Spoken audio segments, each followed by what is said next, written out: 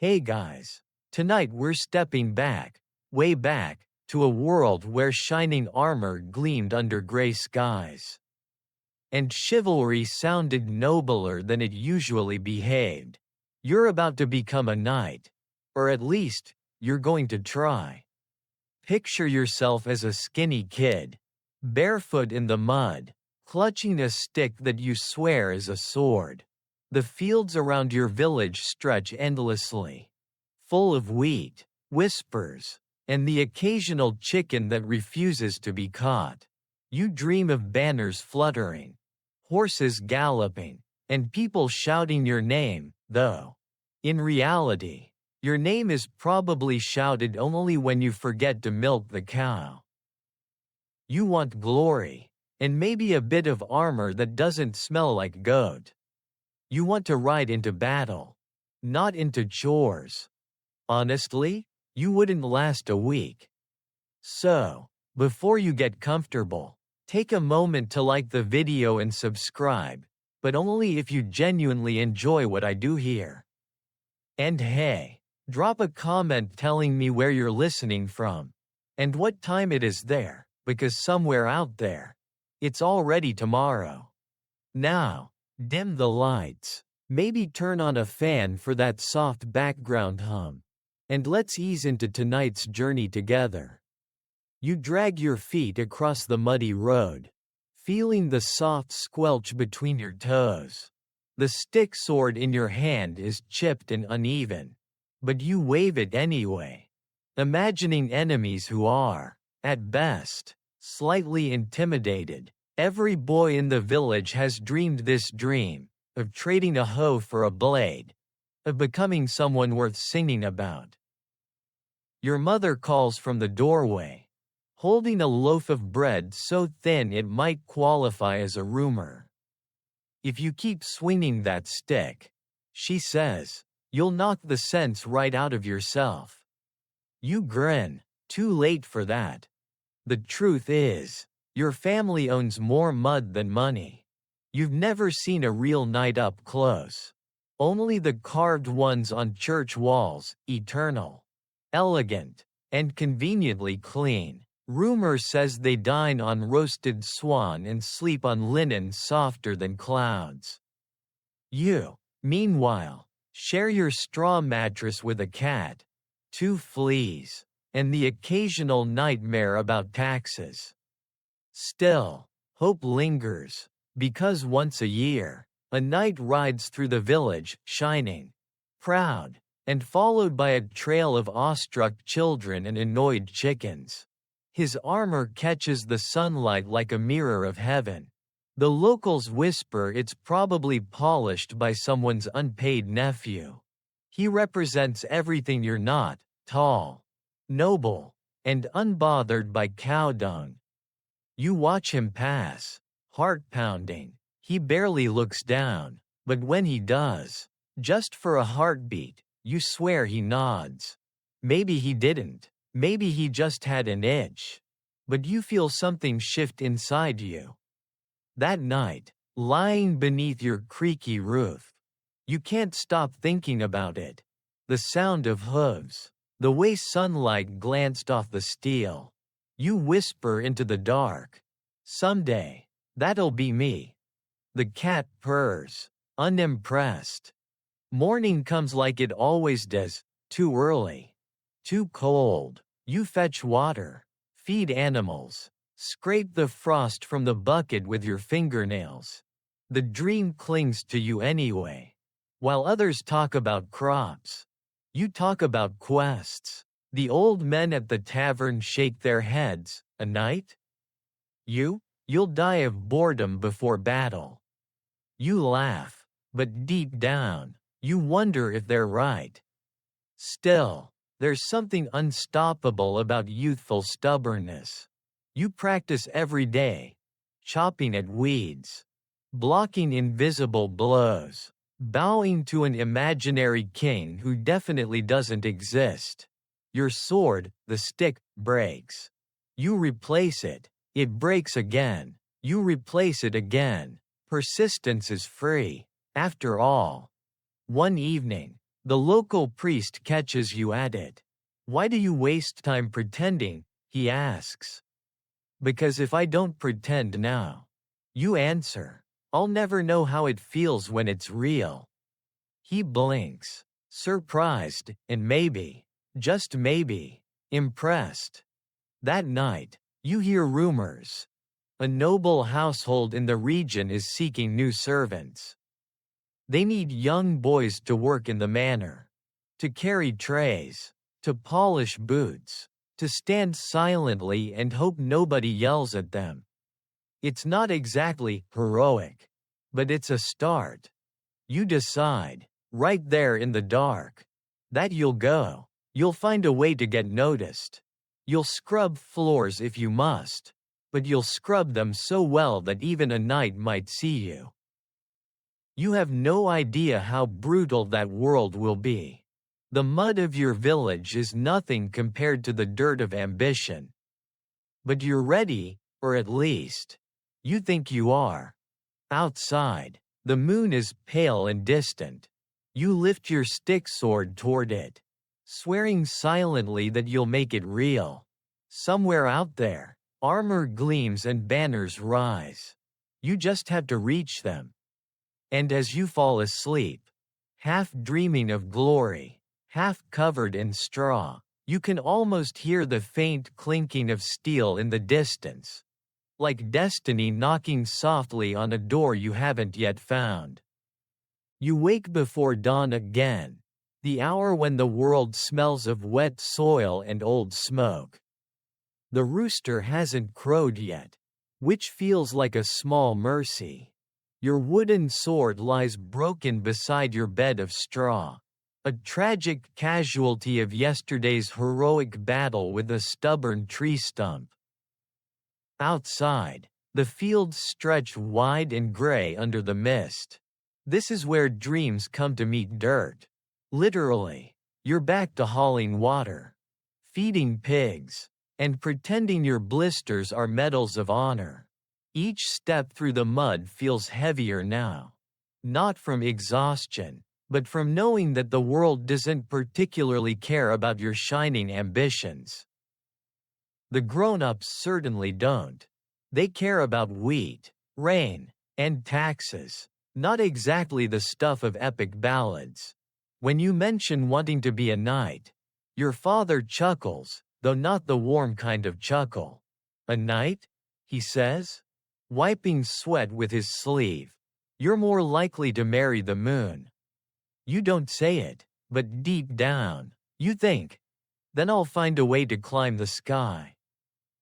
The village smells like onions, smoke, and faint despair. Chickens wander freely, pecking at things best left unidentified. Women scrub laundry in the icy stream, gossiping about everything from stolen cheese to royal wars that feel 1,000 worlds away.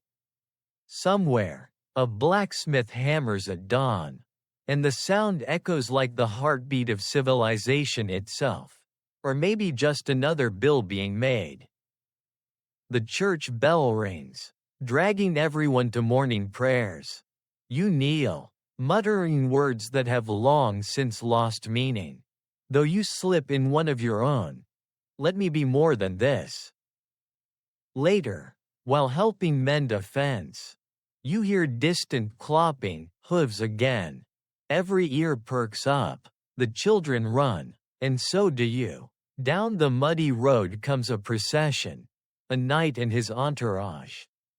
Banners fluttering red and gold. The horse so majestic it probably eats better than your entire family. He's older than you expected, with lines around his mouth and eyes like gray steel.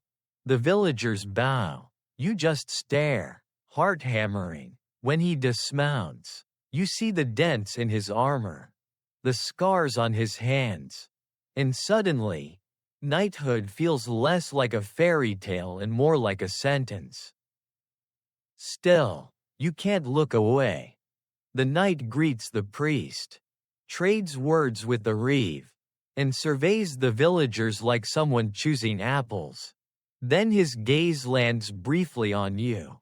Not long, just long enough to freeze you mid-breath. He says something to his squire. Then mounts his horse again. The moment passes. But a rumor lingers. He's seeking new servants for his lord's manor. Boys, mostly, to work as pages, to serve wine, polish armor, and learn court manners until they either rise or vanish into drudgery. That night, over thin stew, you tell your parents you're going. Your mother nearly drops her spoon. To be a servant? To be seen, you answer quietly. Your father sighs, rubbing his temples. They'll work you to death. Then I'll die trying, you say, though your voice shakes. It's decided by dawn, not because they believe in your dream, but because another mouth to feed is one too many. Your mother packs you a crust of bread and a bit of dried meat. She doesn't cry, but her silence weighs heavier than armor.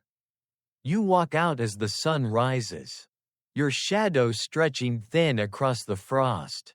The road is long and uncertain, filled with the kind of adventure nobody writes songs about: eggs, blisters, and endless second-guessing. You think of turning back a dozen times.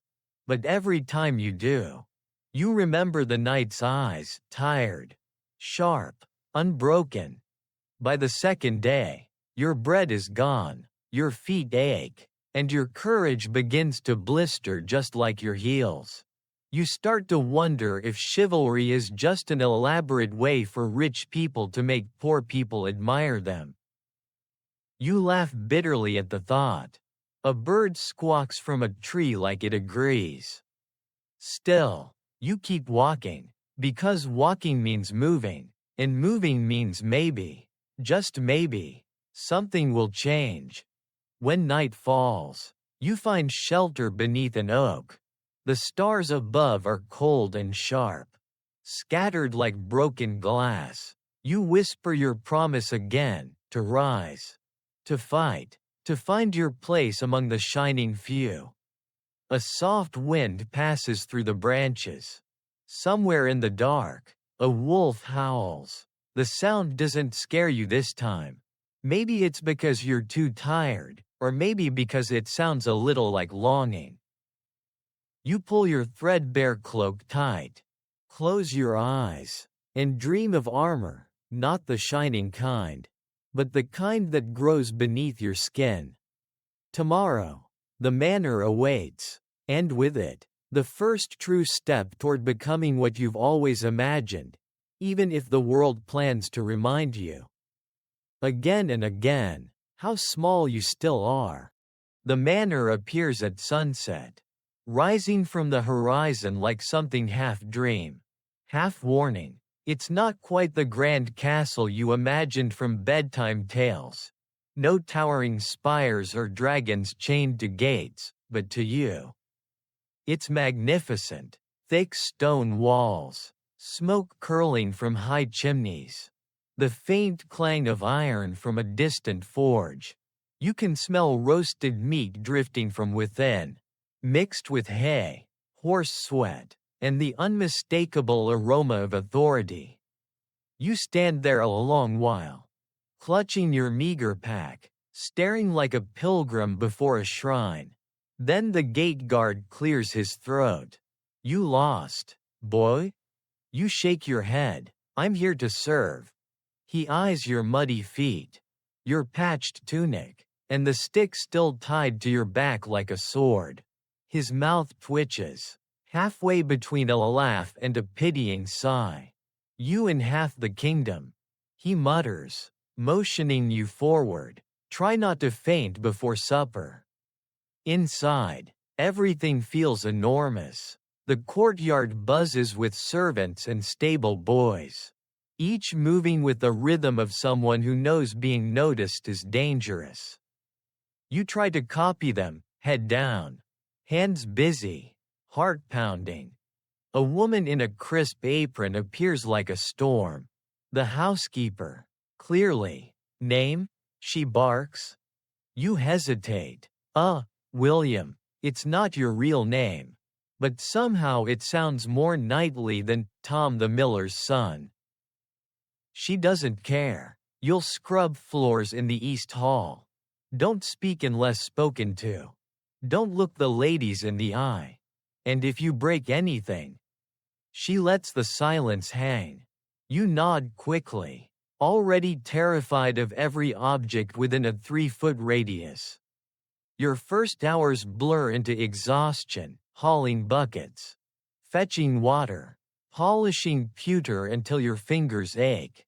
You've never been so dirty from trying to stay clean. By the time the manor quiets for the night, your arms feel like sacks of sand. You collapse on a straw mat near the servants' quarters. The others ignore you, too tired or too cynical to talk. One boy finally leans over. First day? You nod. Don't worry, he says. The blisters stop hurting once you stop feeling anything. He grins like it's a joke. You can't tell if it is. Days blend together, scrub, polish, repeat. You learn the rhythms. Bells for meals. Bells for prayers. Bells for more work. Somewhere in the manor, knights and nobles dine beneath chandeliers. And their laughter echoes faintly through the stone. You imagine what it's like to sit among them. To have your words matter. For now, you just carry their trays and pretend not to notice when they don't see you. Then, one afternoon, a commotion stirs the courtyard. Hooves thunder on cobblestones, servants scatter, and a knight dismounts, armor dulled by travel. Cloak splattered with mud. He's the same man who rode through your village. His presence fills the space like a storm cloud that's somehow polite. You freeze mid-task, cloth still in hand. He removes his helmet, revealing hair streaked with silver and eyes that weigh everything they see. He speaks to the steward, who listens like a man standing beside lightning. The knight's voice is calm but carries authority shaped by years of command. You can't hear much, just fragments. New pages, loyalty, strength of character. The steward looks around, pointing toward the servants. You straighten instinctively, trying not to look eager. Which of course makes you look like a terrified ferret. The knight's gaze sweeps over the crowd, briefly landing on you again. Name? He asks. Your mouth dries. William, sir. The lie continues its career quite successfully. He studies you. You've worked here long? Long enough to learn quickly. You manage, heart hammering. For a moment, he says nothing, then he nods once. We'll see if that's true. And just like that, you're chosen. Not as a squire, not yet, but as a page. A servant assigned directly to his household. It's a step above scrubbing floors. And 1,000 leagues above obscurity. That night, as you lie awake in a corner of the barracks, the others whisper about your luck. Some sound jealous, others amused. You don't care. You're still replaying that brief conversation in your head. Word by word, tone by tone. Outside, the wind hums through the stone corridors. You imagine the knight asleep somewhere nearby, armor resting beside him, sword within reach, and you, barely more than a shadow, feel the faint pull of destiny tightening around your shoulders. You're one step closer now. Tomorrow, you'll wake before the sun, polish his boots until they reflect your crooked smile, and learn how to stand straight even when fear gnaws at your ribs. You'll fetch, bow, and endure. You'll listen. You'll learn. And one day, though you can't yet imagine how, You'll fight not just with a sword, but with everything that once made you small. The night settles thick around the manor, filled with quiet creaks and distant dreams. You close your eyes, clutching the thin blanket to your chest. Somewhere, deep down, beneath the aches and lies, a thought glows steady and small. You are not just pretending anymore. Morning at the manor begins long before sunrise. The roosters haven't even considered waking. Yet you're already up, half-dressed, half asleep, and wholly terrified. The stone floors bite at your bare feet as you stumble toward the courtyard, carrying a bucket of water large enough to drown your ambitions in. Being a page, you quickly learn, is equal parts opportunity and punishment. You're no longer just a servant, you're an educated servant. Which means your mistakes now have witnesses. Your first task is to fetch your knight's armor for inspection. It weighs as much as your entire childhood. You nearly topple over when you lift the breastplate, earning a disapproving grunt from the armorer. "Careful," he says. "That's worth more than you." You nod, too afraid to agree out loud. When Sir Aldrich, the knight you serve, appears, he's everything you expected and nothing you imagined. Not a storybook hero, but a man shaped by fatigue, discipline, and faint scars the world doesn't see unless he lets it. He moves with the quiet certainty of someone who's lived long enough to distrust glory. He glances at you once. "You're the new one." "Yes, sir." "Don't talk so loud." "You weren't, but you lower your voice anyway." Your duties unfold like an endless checklist. Light his fire, clean his boots, polish his armor, memorize the order of his swords and daggers. And, most importantly, never drop anything. You fail that last one by noon. The clang of metal echoes through the hall like a bell tolling your doom. Sir Aldrich looks over, sighs, and mutters, "At least you didn't break me." You want to disappear into the flagstones. Meals are eaten standing, or not at all. You help serve at the long tables, where nobles talk about hunting, alliances, and the latest scandal involving someone's cousin's horse. You move silently, trying not to spill wine on silk sleeves that could buy your entire village. Occasionally, you steal glances at the feast itself, roasted pheasant, honeyed bread, thick stews, and feel your stomach protest the smell of luxury. You learn to bow at the right moments, to stand still while others forget you exist. But you're watching, always watching, the way knights talk, how they laugh too loudly when the Lord praises them, how their eyes flicker toward each other when boasting turns to envy. You begin to see what lies beneath the armor: pride, fear, ambition, all the things no poet ever sings about. Sometimes, Sir Aldrich lets you follow him to the training yard. You carry his shield, his practice sword, his towel. The other knights strike at straw dummies or each other, shouting with the exhilaration of controlled violence. You stand at the edge, heart racing, imagining yourself among them, fighting not for honor, but for proof that you belong. "Dreaming again?" Aldrich asks, catching you mid-stare. "Just learning, sir." He smirks faintly. "Learning's good. Dreaming gets you killed." That night, your fingers are raw from polishing metal. You lie on your thin cot, surrounded by other pages snoring softly. The candle burns low, shadows dancing on the ceiling like restless spirits. Someone whispers from the next bed, "You think you'll ever wear armor yourself?" You think for a moment before replying.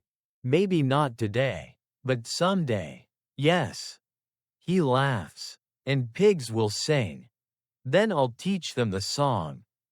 The truth is, you're exhausted. Every joint aches. Every order feels like a test you might fail. Yet beneath all that pain, there's something else, a strange, quiet pride. You're inside the manor walls. You've seen the knights up close. You've scrubbed the floor where legends walk. And though nobody says your name when the trumpets sound, you whisper it to yourself like a promise. The days turn into weeks.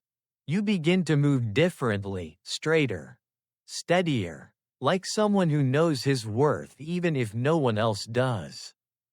You learn that courage isn't shouting in battle, sometimes. It's staying silent while enduring humiliation. You overhear gossip in the servants' hall, an upcoming feast, a hunting trip, a visiting noble with influence over the squireship's elections. The thought sends a shiver through you. If you can impress Sir Aldrich before then, he might consider recommending you. So, you work harder. You polish the armor until it gleams like liquid sunlight.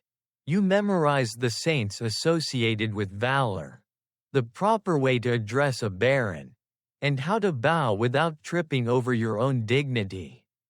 But the manner isn't all discipline and duty. There are moments that almost feel like warmth, when Aldrich allows a rare half-smile after a long day. When the cook sneaks you a piece of bread because you look like a dying broomstick. When the other pages, despite all their teasing, start saving you a place by the fire. You're still at the bottom of the world, but now you can see the next step. Outside, rain drums softly on the shutters. You drift to sleep listening to it. The rhythm steady and familiar. Somewhere in the distance, thunder rolls, a sound like destiny clearing its throat. You'll wake tomorrow before dawn, as always, but tonight, for a few stolen minutes, you let yourself dream not of battles or banners, but of quiet strength, the kind that keeps you standing when everyone else kneels. Because one day, maybe sooner than you think, someone will notice that you're not just another servant in the hall. You're a shadow learning how to shine. Being a page was exhausting. Learning chivalry is downright confusing. You thought it was just about swords and bravery, but apparently, it's also about posture, poetry, and not sneezing in front of a lady without apologizing to 3 saints afterward. The morning bells ring, and you shuffle into the hall with the other pages, where a priest and an old knight take turns lecturing you on the virtues of a true gentleman. You're not sure which is worse, the droning sermons or the smell of incense mixed with unwashed tunics. Chivalry, the priest says, is the armor of the soul. You resist the urge to point out that the soul doesn't need polishing every morning. Still, you try to listen. They teach you about honor, loyalty, and humility, all admirable qualities. Though no one seems to agree on what they actually mean. One day, humility is obeying without question, the next, it's having the courage to speak truth to power. Honor means defending the weak, unless the weak are on the wrong side of politics. You're starting to suspect even knights get confused. In the afternoons, you're sent to study under the steward's clerk, learning to read a little Latin. It feels like deciphering secret codes from another planet. You manage to sound out a few words from a book of prayers. And suddenly everyone treats you like a scholar. You'd laugh if your tongue weren't still sore from mispronouncing deus. Evenings are for etiquette practice. Balancing goblets. Bowing at the right angle. and remembering who outranks whom in a room full of people who all think they outrank everyone else. You accidentally bowed too low to a cook once, and she still teases you about it. But beneath the endless rules, there's something deeper taking root. You start noticing patterns, how knights carry themselves, how their confidence isn't loud but steady. You see Sir Aldrich give half his meal to a hungry stable boy. And nobody sees it but you. You see him stand between a quarreling lord and servant, using calm words instead of his sword. It's the first time you realize that bravery isn't always about fighting. Later that week, Aldrich calls you into the practice yard. The afternoon sun glints off the helmets stacked nearby. "Tell me," he says, "what is chivalry?" You freeze. It's, being good, sir? He raises an eyebrow. A goat can be good. Try again. You think hard. Doing the right thing, even when no one's watching? He nods slowly. Close enough. He tosses you a wooden sword. It lands awkwardly in your hands. "Now," he says, "let's see if you can fight politely." You nearly drop it. The other pages snicker as Aldrich circles you. He's testing your grip, your stance, your nerve. You swing once. Clumsily. He deflects it with a movement so casual it feels like mockery. "You're not chopping wood, boy," he says. "You're writing your intentions with steel. Make sure the sentence makes sense." You grin despite yourself. "What if I spell something wrong?" He chuckles. "Then you'll get corrected, with bruises." By sunset, you're covered in dirt and pride in equal measure. Aldrich offers you his hand. "You lasted longer than most." He says, "You've got spirit. Just don't mistake that for skill." That night, as you limp to the dormitory, you can still hear the clang of wood on wood echoing in your skull. You lie awake, repeating his words. Don't mistake spirit for skill. It feels like advice meant for more than swordplay. In the days that follow, you notice how chivalry creeps into everything, the way you speak. Stand, even think. You start holding doors open, saying, "Thank you," instead of "move," and resisting the urge to trip the older pages when they mock you. Progress. Of course, not everyone practices what they preach. You see knights boast of honor while gambling away their fortunes. You see squires pick fights just to look brave. One afternoon, you overhear two noblemen laughing about selling forgiveness through church donations. The hypocrisy stings, but you tuck it away quietly. Maybe, you think, true knighthood isn't about the system. It's about surviving it with your integrity intact. That night, during supper, Aldrich sits beside you for a moment. "You're learning," he says, "but remember this. Every knight has two armors, one made of steel, one made of conscience. Lose either, and the other won't save you." You nod, unsure if you fully understand, but knowing the words will stay with you anyway. When you finally crawl into bed, the manor is silent except for distant laughter from the great hall. You stare at the rafters and think about all the contradictions you've seen. Nobles who preach charity while eating like kings. Priests who bless soldiers before they march to slaughter. Squires who boast about humility. It's messy, it's imperfect, but somehow, it's real. And as you drift towards sleep, one last thought lingers. Maybe chivalry isn't a rulebook at all. Maybe it's just a mirror, reflecting the kind of person you choose to be when no one's looking. You smile faintly in the dark. Tomorrow, you'll polish the armor again, but this time, you'll polish your own reflection too. The next stage of your education doesn't sparkle with ideals or noble speeches. It's sweat, bruises, and the occasional reminder that gravity is undefeated. The training yard becomes your world now, a square of packed dirt that smells of dust, leather, and mild humiliation. Sir Aldrich insists that a knight's strength is forged through pain. You soon learn he means that quite literally. The wooden sword slaps your knuckles daily. The shield chafes your arm raw. And the instructor's voice drills into your skull like a church bell gone rogue. Again, he barks as you swing. You swing. Again. You swing harder. Now stop swinging like you're buttering bread. The older pages snicker, and one of them, a boy named Gerard who seems born smug, mutters, "At least he's good at fetching things." You respond with a glare so sharp it could have sliced bread, if bread cared about your opinion. Every day follows the same pattern: dawn prayers, drills, chores, bruises, and blisters.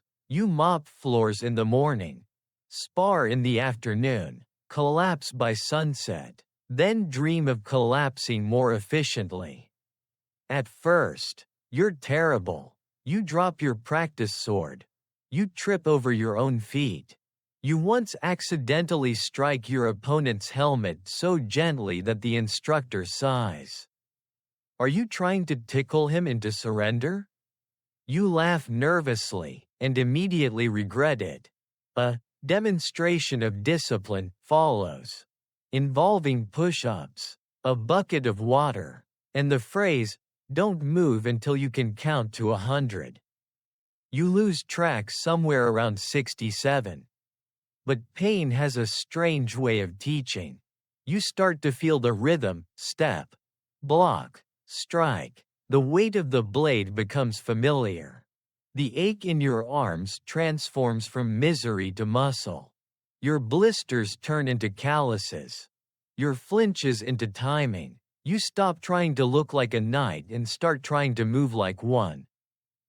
Sir Aldrich observes you sometimes from the shade, saying nothing. You wonder if he notices the improvement. One afternoon, after a particularly clumsy tumble, he finally speaks. "Better," he says. You blink, surprised. "Better? Not good. Better." It's the highest praise you've ever received. You grin like a fool. Of course, training isn't just about swordplay. You also learn to ride.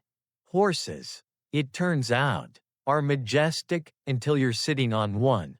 The first time you mount, the beast takes 3 steps, sighs, and deposits you gently into the mud like a letter being returned to sender. The stable boys applaud. "You'll get it," Aldrich says dryly, "or the horse will get you. Either way, progress." And then there's archery. The bow looks elegant, until you try to pull it. Your arms tremble, your fingers burn, and your arrows consistently attack everything except the target. Trees, hay bales, a passing chicken, all victims of your ambition. One unlucky squire spends an entire afternoon dodging your learning process. By the end of the week, you've learned 2 things. 1. Chivalry hurts. 2. You still want it. One evening, while scrubbing armor until your reflection stares back at you like a ghost, Gerard strolls by again. "Still polishing other people's glory?" he sneers. You pause, then smile. "At least I'm close enough to touch it." He scoffs, but his silence afterward feels like victory. Later that night, as you soak your aching hands in a bucket of cold water. You overhear Aldrich speaking to another knight. "The boy's clumsy," says the other. Aldrich replies, "Clumsy can be fixed. Cowardice cannot." You don't let yourself smile, but your chest warms anyway.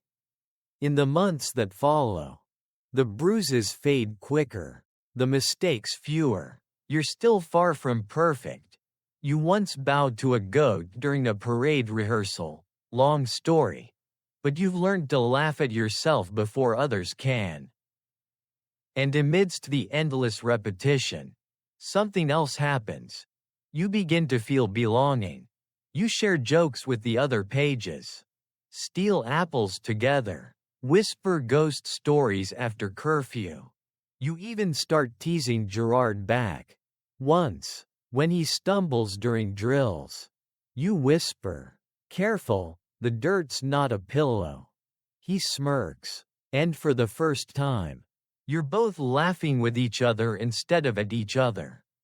Still, every night, when the hall falls silent and the moonlight spills across the flagstones, you lie awake replaying the day. The clang of swords, the sting of failure, the rare nod from Aldrich. You trace each memory like beads on a rosary of ambition. You wonder if real nights ever stop hurting. Maybe the pain just becomes part of them, a reminder that greatness always exacts its price. Some nights, you drift into half-dreams, standing on a battlefield, armor gleaming, the air thick with shouts and banners. But just as you raise your sword, the dream fades, replaced by the familiar ache in your shoulder and the faint snore of Gerard. You smile in the dark, not out of comfort, but determination. Tomorrow, the sun will rise, the dirt will stain, and the wooden sword will wait. And you'll be ready again, blistered, bruised, and still stupid enough to believe that one day, all this pain will mean something. Because somewhere deep inside, beneath the calluses and sweat, the dream still glows like a coal waiting for breath. And you intend to keep breathing. You first smell the armory before you see it, a thick, metallic scent of oil, sweat, and time. It clings to everything, even the air. The place hums with quiet industry. Hammer strikes echo like slow heartbeats. Bellows sigh, and sparks flicker in the dim light like trapped fireflies. Sir Aldrich tells you to fetch his repaired gauntlet. But really, it's an excuse to make you see what you've been serving. A knight who doesn't understand his armor, he says, is just an expensive corpse waiting to happen. You nod solemnly, mostly because he looks like he means it. Inside, blacksmiths move like dancers in a slow, sweaty waltz. Each man has his rhythm: strike, turn, cool, repeat. The anvils ring with the language of creation, each blow shaping not just metal but fate. You watch one craftsman pull a red-hot breastplate from the forge, sparks spilling like a tiny constellation around his boots. He doesn't flinch. His eyes are glazed with focus, the kind you've only ever seen in prayer or madness. Don't touch anything, Aldrich warns. You were already halfway to touching something. Rows of armor line the walls, some dull and dented, others polished bright enough to show your reflection, though your reflection looks mildly terrified. You trace a finger along the edge of a helm, feeling the weight of all the stories it must have seen. "This one," says a voice beside you. The blacksmith, thick-armed and gray-bearded, gestures at the helmet, was worn at Crécy. You blink. The battle? He nods. The same. Its owner didn't walk away. But the armor held. That's something. You swallow.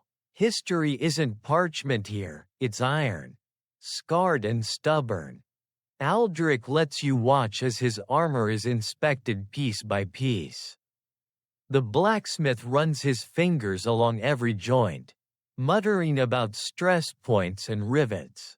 "See this?" he says, showing you a small crack beneath the armpit plate, 1 inch deeper, and the good knight here would have been praying with one arm. You glance at Aldrich. He shrugs. "We all get bent somewhere." The smith laughs. "Truth. Knights break, steel bends. Guess which one's easier to fix?" You linger longer than you should. The armory feels alive. A world where every hammer swing has meaning. You imagine the armor coming together, the hiss of cooling metal. The final polish before it gleams under sunlight. You picture yourself one day standing there, being fitted for your own. The thought feels distant, but possible. On your way out, Aldrich tosses you a small rivet. "Keep it," he says. "It'll remind you how many pieces hold one life together." You tuck it into your pocket like a relic. Over the next weeks, you find excuses to visit the armory again, delivering notes, fetching oil, sweeping dust that doesn't need sweeping. The blacksmith tolerates you, occasionally throwing you a task. "Hold that," he grunts. "Now don't drop it." You drop it. You'll fetch it from the forge yourself. You never drop it. Slowly, you learn things. How to tell good steel by sound. How to oil chainmail so it sings softly when it moves. You learn that helmets are designed less for heroism and more for survival. That the holes for breathing double as weak spots, that armor, like people, is always a compromise between strength and motion. One afternoon, while polishing a breastplate, you ask, "Do knights ever make their own armor?" The smith snorts. "Knights? No, they make speeches. I make armor." You grin. "And which one lasts longer?" He winks. "Depends on who's wearing it." That night, you lie awake, the rivet cold against your palm. You realize that knighthood isn't just bravery or manners. It's built, piece by piece, scar by scar, mistake by mistake. The armory taught you more about being human than any sermon ever did. When Aldrich passes by your cot later, he notices the rivet glinting in your hand. "You keeping that?" "Yes, sir."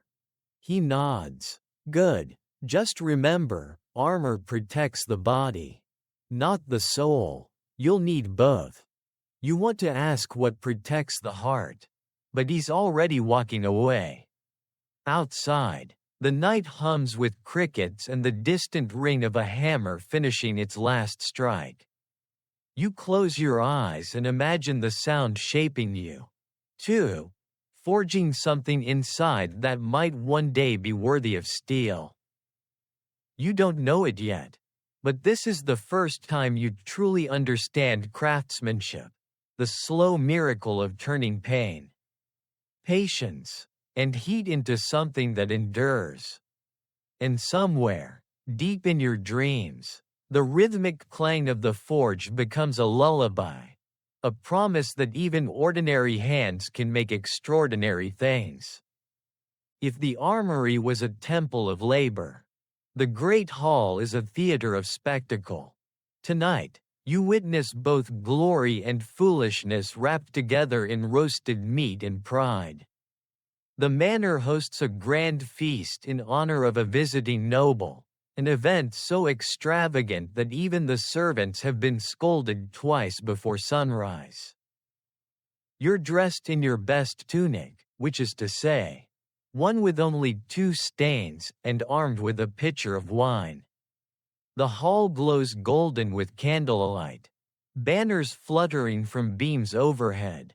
Music hums from a corner, lutes, flutes, and the occasional drum played slightly off-beat by someone who's definitely had too much ale. The air is thick with smells that make your stomach betray you. Roasted pheasant, buttery bread, spiced wine. You move through the crowd like a shadow, pouring drinks for men whose laughter could wake the dead. At the head of the table sits Lord de Vere, the manners master, red-faced, loud, and clearly in love with his own voice.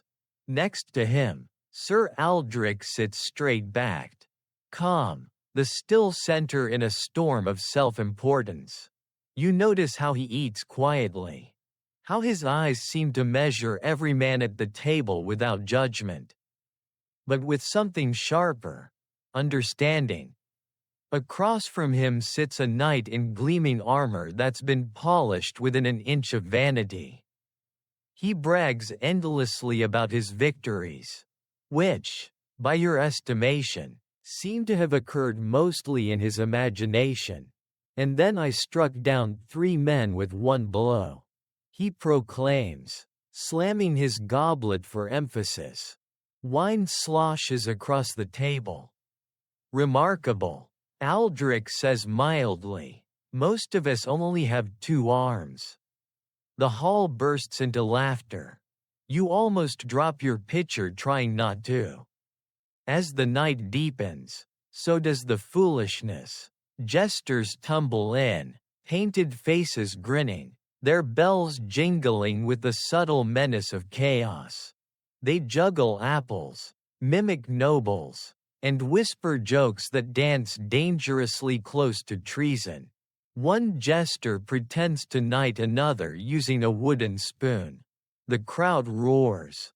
"Behold," cries the jester, "Sir Spoon of the realm of soup." Even Aldrich smiles, briefly. But it's there. Then comes the entertainment, storytellers and poets. Their words filling the smoky air. Some recite grand tales of heroism. Others mock the very people paying them. You realize that in this hall, truth and jest are twins born together. Inseparable, and equally dangerous. You watch as nobles boast and flatter, as laughter masks envy, and as alliances are made with smiles too sharp to be sincere. The feast, for all its splendor, feels more like a game, a battlefield of charm and ego where words wound deeper than swords. At one point, the visiting noble gestures to you. "Boy, fill my cup." You hurry over, careful not to spill. "Tell me," he says, "do you know what makes a good knight?" You hesitate, then recall Aldrich's lesson. "Honor, my lord." He snorts. "Wrong. Gold makes a good knight. Honor just makes him poor." He laughs at his own wit. You force a smile, but inside, something hardens. When you return to the corner, Aldrich's voice catches you off guard.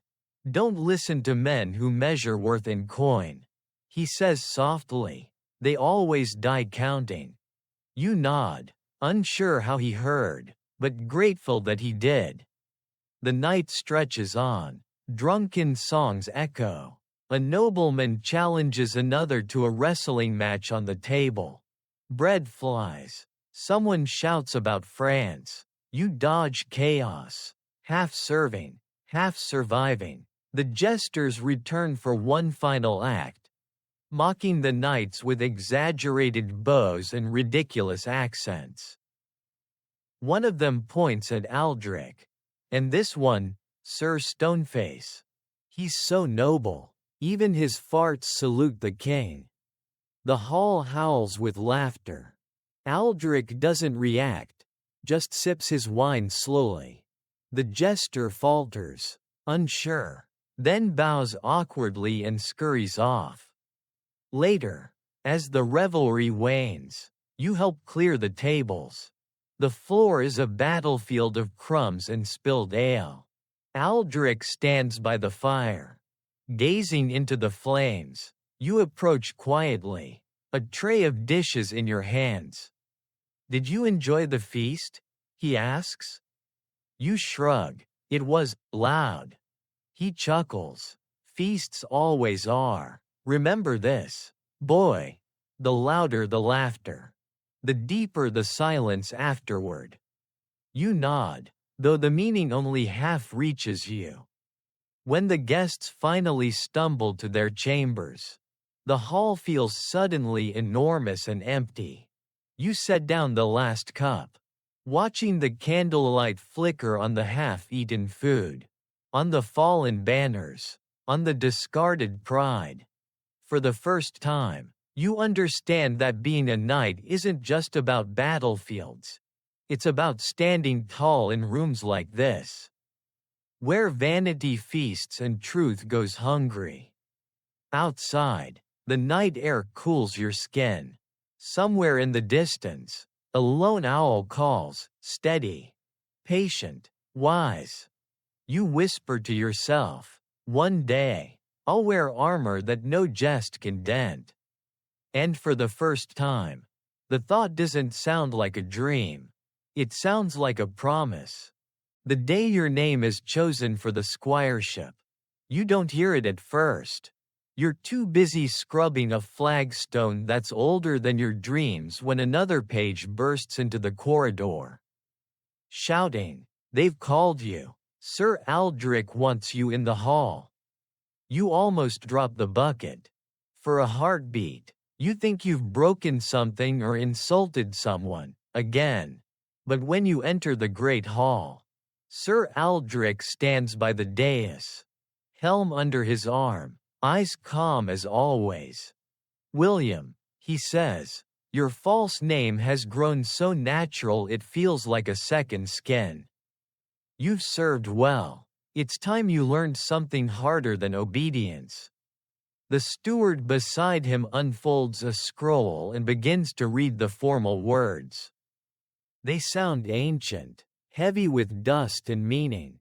The squire's oath, you've heard it recited before.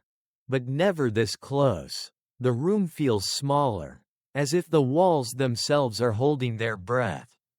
Aldrich gestures for you to kneel. Your knees hit the cold stone, too fast, too hard, but you barely feel it. "Do you swear," the steward intones, "to serve faithfully, to uphold honor, and to obey your knight in all things righteous?" "I do," you whisper. "Do you swear to defend the weak, seek justice, and live by courage rather than comfort?" "I do." Aldrich steps forward, drawing his sword, not to threaten, but to bless. The blade gleams in the torchlight, steady as his voice. "Then rise, my squire."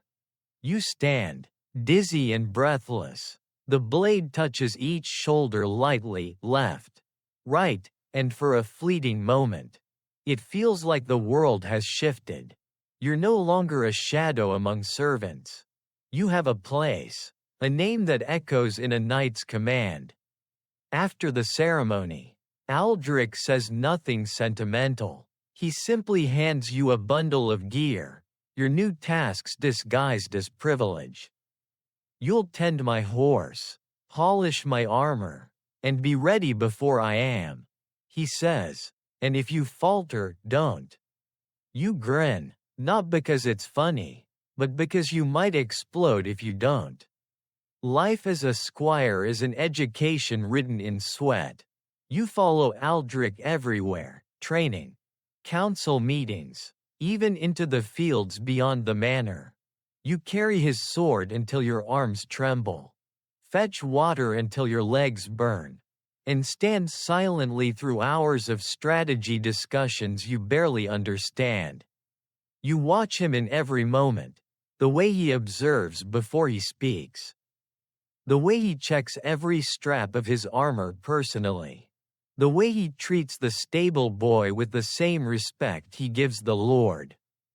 You start imitating him without realizing it.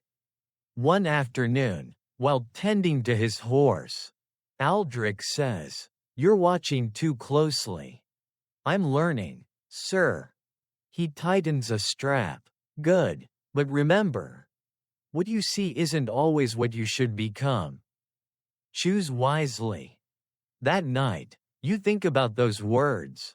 About the knights who drink too much, boast too loud, or sneer too easily. And about Aldrich, whose quiet decency speaks louder than any sword ever could. Days pass, then weeks. You train harder than ever, sparring, riding, practicing the bow until your fingers bleed. You fall from your horse twice, lose a sword match 3 times, and accidentally smack yourself in the face with your shield once. Each mistake earns you a new bruise and a new lesson. But slowly, the clumsiness burns away. You begin to move with purpose. Your hands learn the rhythm of readiness. You can feel when the weight of a sword is balanced, when a horse is nervous, when danger hides behind silence. One morning, Aldrich calls you to the yard before dawn. A squire's loyalty, he says, isn't proven in comfort. It's proven when things go wrong. Then he leads you into the forest for your first real patrol. It's colder than you expected. And quieter. The mist clings to your clothes, turning every sound into a whisper. Birds scatter at the faint jingle of your chainmail. You ride behind Aldrich, heart pounding, trying to look calm while gripping the reins too tightly. After hours, you finally ask, "What are we looking for, sir?" "Trouble," he replies simply. And you find it, not bandits or beasts, but the harsh sight of hunger. A family huddled near the road, their cart broken, the mother holding a child who looks too still. Aldrich dismounts immediately, gives them his cloak, divides what little food he carries. He doesn't lecture or boast. He just acts. When you ride away, he says, a knight's strength means nothing if it only serves himself. The words settle deep inside you, heavier than armor. That night, you polish his gauntlets by firelight, the reflection flickering like memory. You realize that being a squire isn't about preparing for battle. It's about preparing for choice. The choice to do what's right, even when no one sees. Later, before sleep, Aldrich hands you a small, worn pendant. "My first squire gave me this," he says. "Keep it until you pass it on." You study it in the firelight, a simple charm, shaped like a shield, not gold, not silver, just iron, strong and unpretentious. You nod. "I'll keep it safe." "Don't," he says. "Use it. Things that never see danger never mean much." You lie awake long after he's asleep, the pendant warm in your hand, the oath still echoing in your chest. You are a squire now. No longer pretending, no longer dreaming from the sidelines. You've stepped onto the path that burns and blesses at the same time. And though you're still far from a knight, for the first time, you believe you'll get there. You return from battle not as a hero, but as someone who has looked too closely at reality. The manor seems smaller now. Its comforts almost indecent after the noise of war. The fires are warm, the beds soft, the food rich, but part of you feels like an imposter sitting among the living. Aldrich notices. "You're quieter," he says one evening. "Just tired, sir." He studies you for a moment, then nods. "Good. Only fools return from battle singing." You smile faintly, but it doesn't reach your eyes. Sleep brings back flashes of the field, the clash of steel. The faces of men who'll never ride again. You learn to live with the echoes. Then, slowly, something unexpected enters your life. Distraction in the form of her. She appears one morning in the courtyard, a noble's daughter visiting from another estate. Lady Isolda. She's perhaps your age, maybe a little older. Her gown brighter than your future and her eyes sharper than Aldrich's sword. You first see her when she laughs at a falcon perched on her wrist. The sound is light, effortless. You freeze mid-step, bucket of water in hand, instantly aware of every patch of dirt on your clothes. "Careful," says Gerard from behind you. "That look you're wearing? It's how peasants lose jobs." You glare, but he's right. Looking too long at someone like her is dangerous. Still, you can't help it. There's something about the way she watches the world, as if she expects it to amuse her. That evening, you catch a glimpse of her again near the stables. She's trying to feed an apple to a horse that clearly prefers biting hands. You intervene without thinking. "He likes oats better," you say, gently taking the reins. She turns, startled. "You shouldn't speak to me. You shouldn't feed horses apples that size." You counter. For a second, she looks offended, then laughs. "You're bold for a servant." "Squire," you correct before realizing how that sounds. "To Sir Aldrich."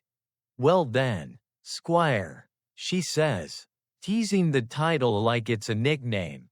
"Thank you for rescuing me from my own generosity." You don't tell her that your heart is currently attempting to gallop faster than the horse. Over the next few days, you find yourself near wherever she happens to be. The garden, the courtyard, the chapel, always by coincidence. Of course, or so you tell yourself.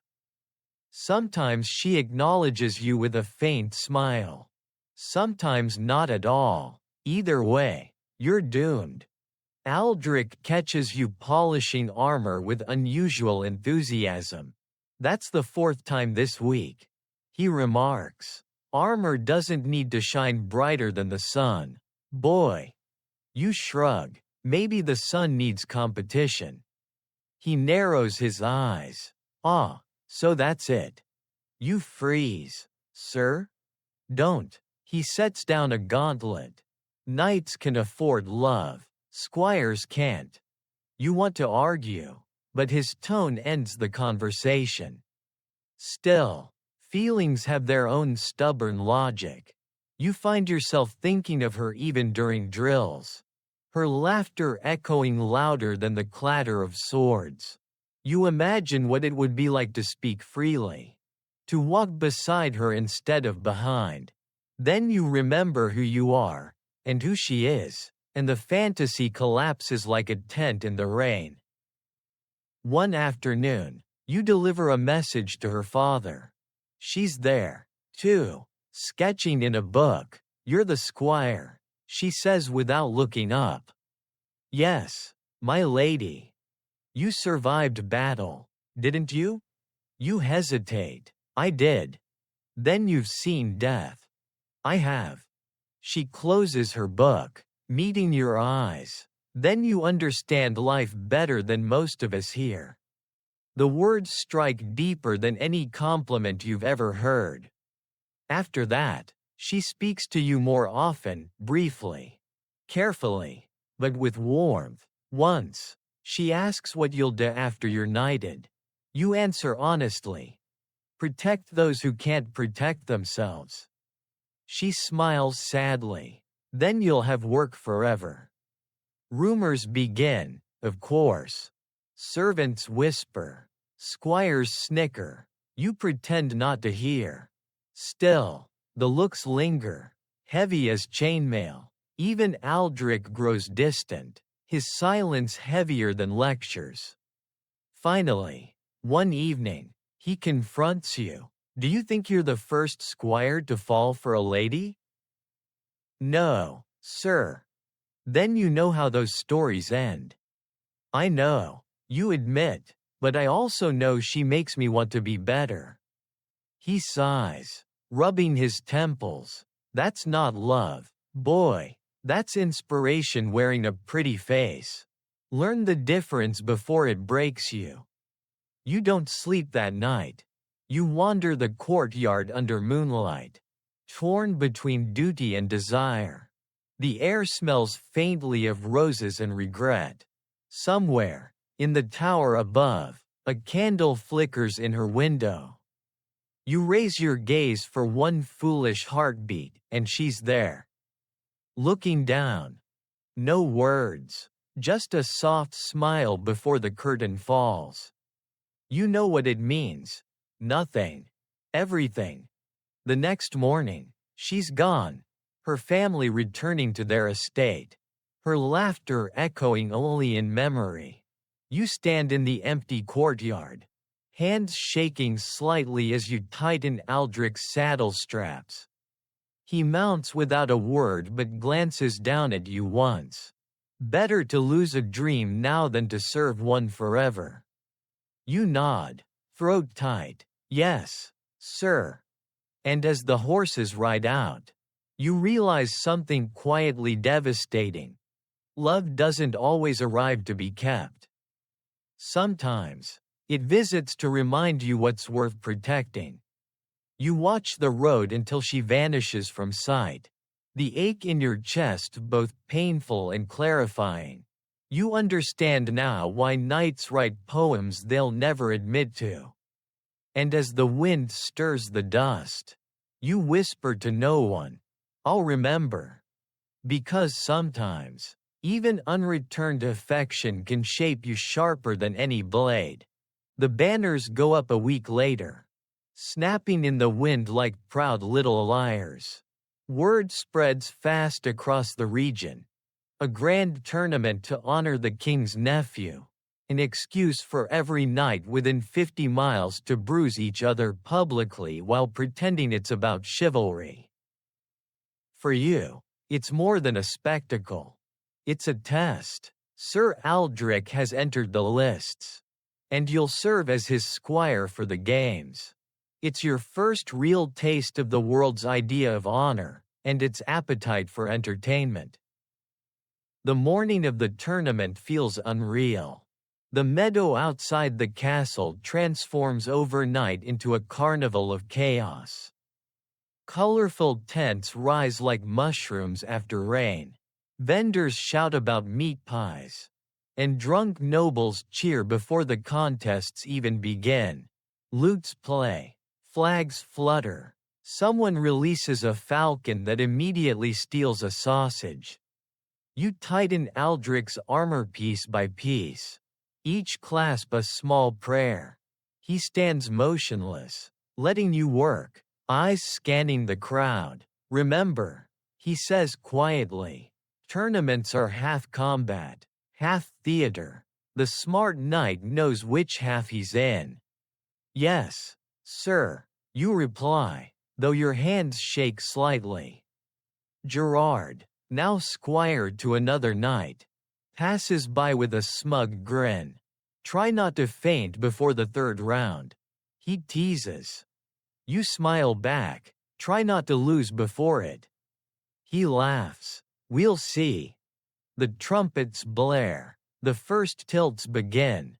Horses thunder down the field. Lances collide with a sound like lightning cracking. Splinters explode, and the crowd gasps as one. Some knights ride gracefully. Others fly, less gracefully, into the dirt. The audience loves both equally. You watch Aldrich mount his horse. Calm and composed, his armor gleams not from vanity but from care. When he lowers his visor, he becomes someone else, less man, more legend. You lead the horse to the starting line. Ride true, you whisper. He nods once. Always. The horn sounds. The horses surge forward. The impact is thunder. Dust rises. When it clears, both riders are still mounted. Aldrich's lance has struck clean, dead center on the other knight's shield. The crowd roars. You exhale for what feels like the first time in minutes. He wins the next 2 rounds, each as precise as the last. No wasted movement, no theatrics, just skill. But skill doesn't always please an audience that craves drama. Whispers ripple through the stands, too cautious, too old, too dull. Aldrich ignores them. By the 4th round, the field has narrowed to the best. One of them is Sir Reynard, a younger knight with a smile so bright it could blind arrogance itself. His armor shines like a mirror. His horse prances as if rehearsed. He bows to the crowd, milking their cheers. When he faces Aldrich, you feel tension crackle in the air. Reynard leans in before the charge. "Try not to break, old man," he says loud enough for everyone to hear. Aldrich's reply is soft. "Try not to boast, boy." The horn blares. The horses charge. Reynard's lance shatters on impact, but not Aldrich's. His strike lands square, sending Reynard tumbling spectacularly into the dust. The crowd gasps, then cheers, though you can tell they cheer more for the fall than the victory. You rush to Aldrich's side as he dismounts. He doesn't gloat, he simply removes his helmet, nods once to his fallen opponent, and walks away. Later, as you help him unbuckle his armor, you say, "You beat him clean." He shrugs. There's no clean in pride, only dirt that shines.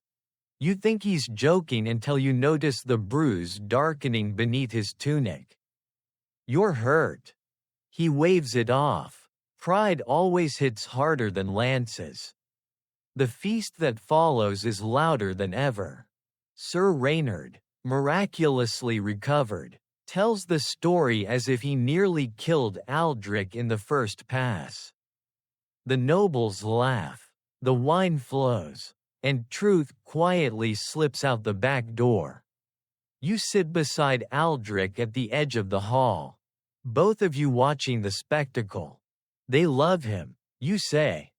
Crowds always do. Aldrich replies. They mistake noise for greatness. He glances at you. What did you learn today? You think for a moment. That chivalry and pride aren't the same thing. He smiles faintly. You're learning faster than I did.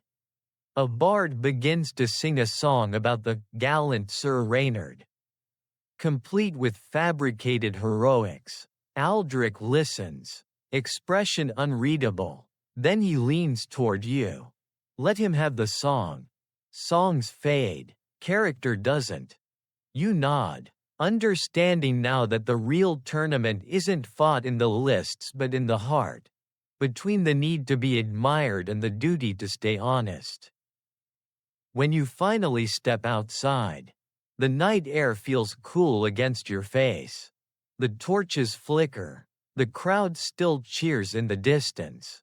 And somewhere above, the moon watches in silence. You run a hand over the dented piece of Aldrich's armor you've just polished, feeling its uneven surface. It's imperfect, real, human. And you realize, not for the first time, that true knighthood isn't about shining under lights. It's about enduring the darkness between them.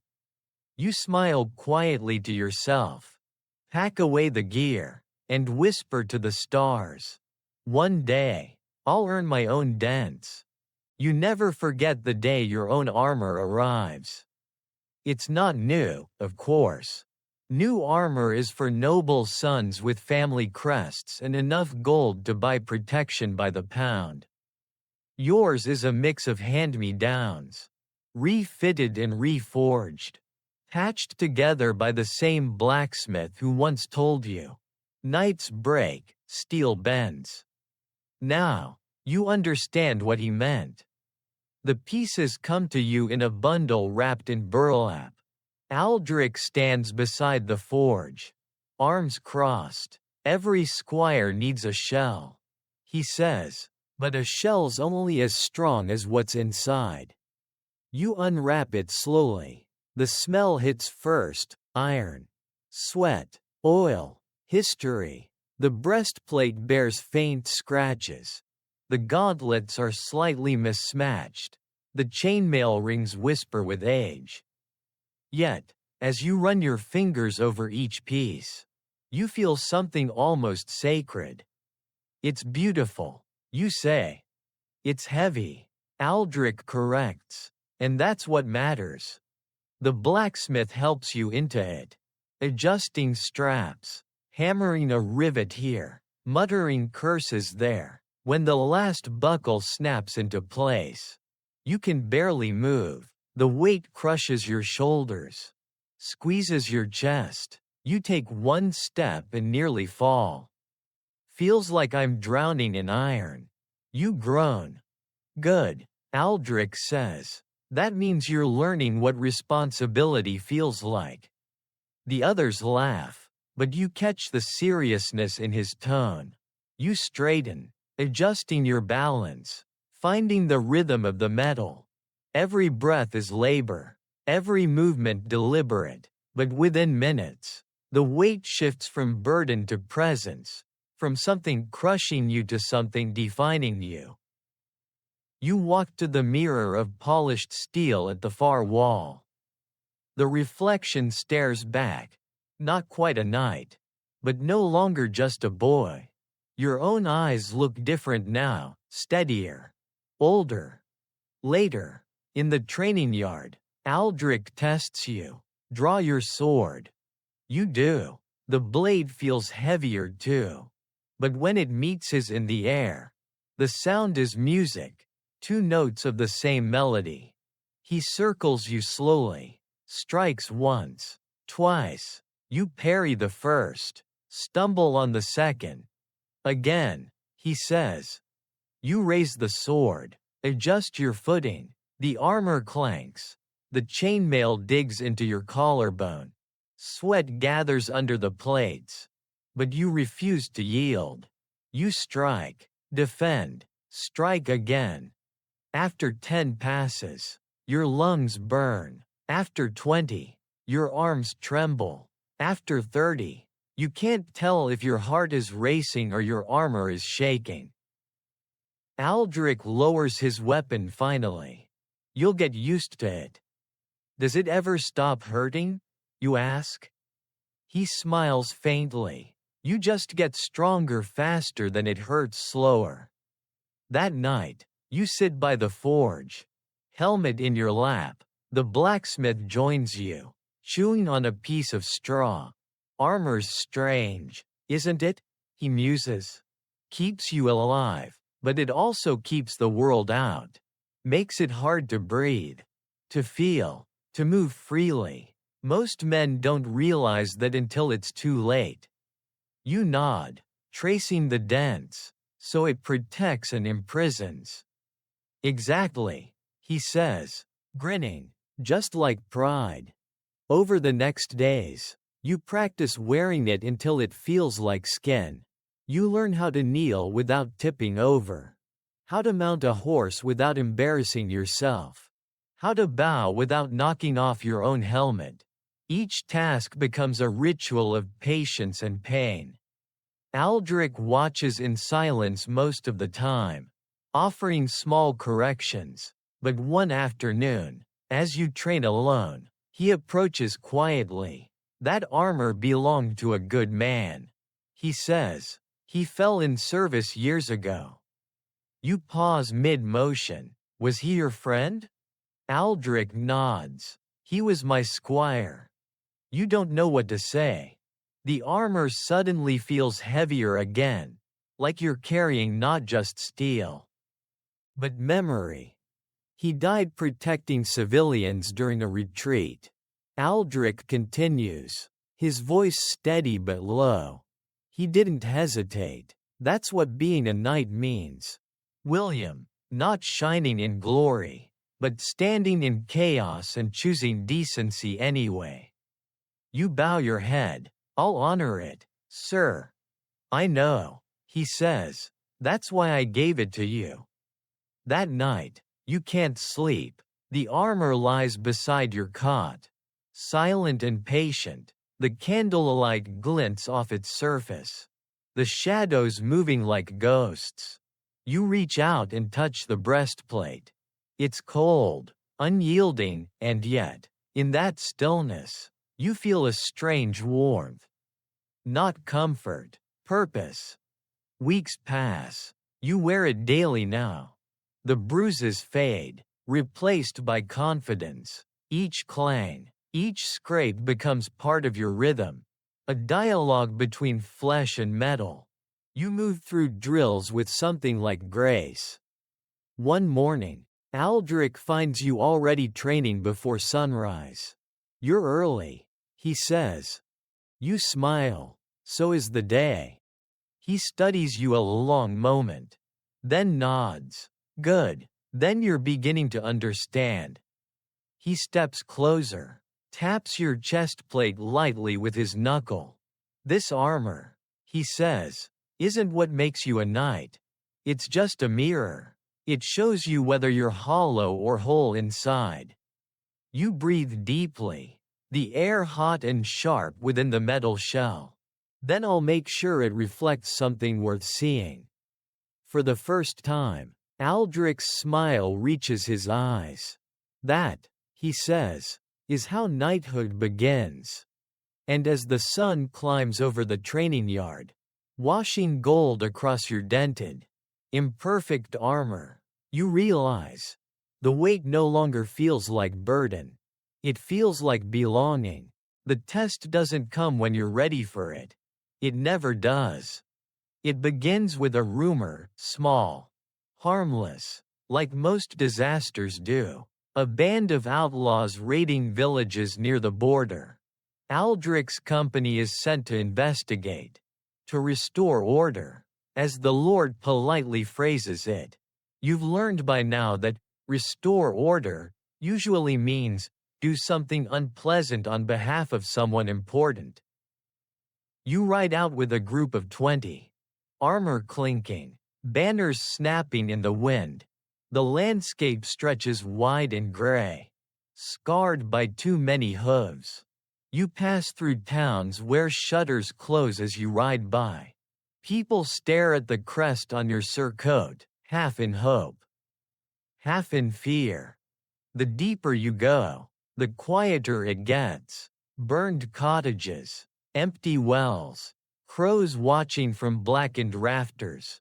No outlaws, though, just silence thick enough to choke on. When you finally find them, it's not what you expected.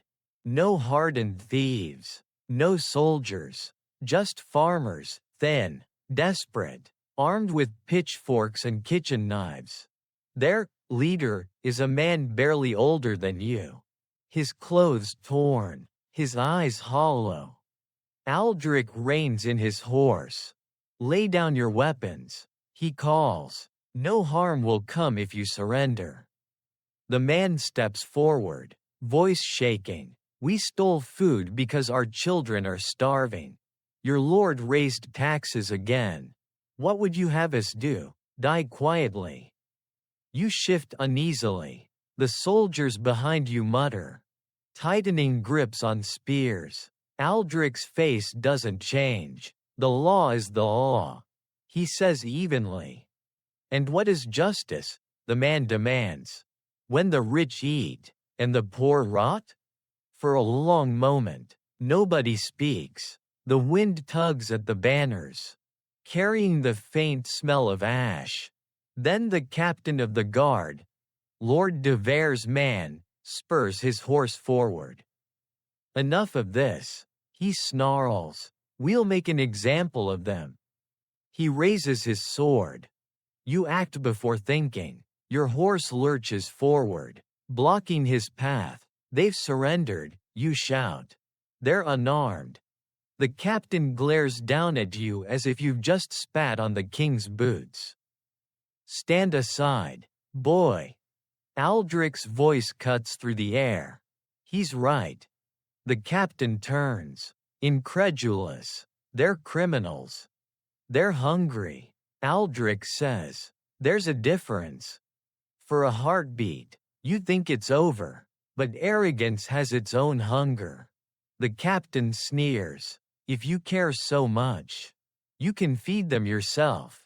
He moves to strike the peasant anyway. Aldrich catches his wrist mid-swing. The two men lock eyes, steel on steel. Authority against conscience. Disobey my command, Aldrich says quietly, and you'll answer to me. The captain's lips curl. You overstep. Maybe, Aldrich says, but I sleep better when I do. Tension thickens until it snaps.